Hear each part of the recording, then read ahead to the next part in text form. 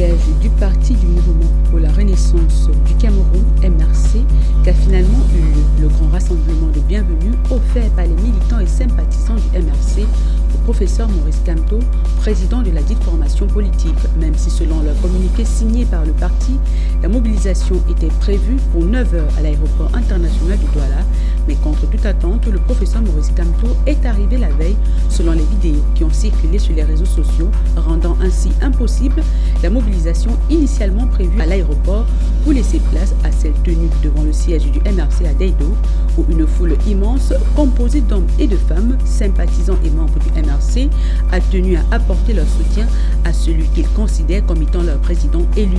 Chants, cris et danses ont été utilisés pour accueillir le président du MRC qui, lui, tentait de se créer un passage au milieu de cette foule afin de rejoindre les locaux de son parti. Après son arrivée, le professeur Maurice Kamto a exprimé toute sa gratitude et sa reconnaissance pour le soutien que lui a apporté ces hommes et ces femmes d'ici et de la diaspora depuis sa candidature à la présidentielle d'octobre 2018 jusqu'à présent. Il a également demandé une minute de silence pour toutes les victimes de la guerre de Boko Haram, celle du Nosso et en particulier à celle de Gabon. Dans ses propos, le professeur Maurice Kamto a appelé à la paix et à l'unité nationale tout en dénonçant toute forme de haine, de violence et de guerre, mais a malgré tout demandé à ses followers d'être prêts pour de probables manifestations à venir. Cela dépend de chacun de nous individuellement. Écoutez-moi très bien.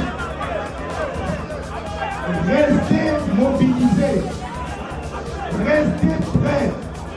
J'ai dit, si besoin est, je vous appellerai à nouveau pour que nous engagions des marches jusqu'à ce que nous. Après cela, le leader du MRC s'est exprimé sur la guerre dans le Nosso en proposant quelques solutions pour en sortir, parmi lesquelles un cessez-le-feu, le retrait de l'armée de ces deux régions, la libération des leaders de la sécession, parmi lesquels Sissikou Ayub Tabe, un plan d'urgence de reconstruction et enfin un retour au fédéralisme.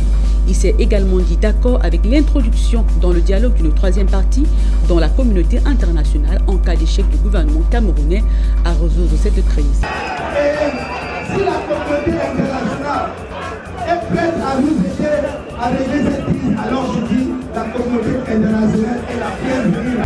Et pour conclure, le professeur Maurice Kamto a déclaré qu'il était temps d'aller vers la concrétisation de la victoire. Au milieu de cette foule, une photo du feu maître sauve, une reconnaissance et un hommage à celui qui a accompagné le parti dans sa bataille juridique lors du contentieux post-électoral de 2018.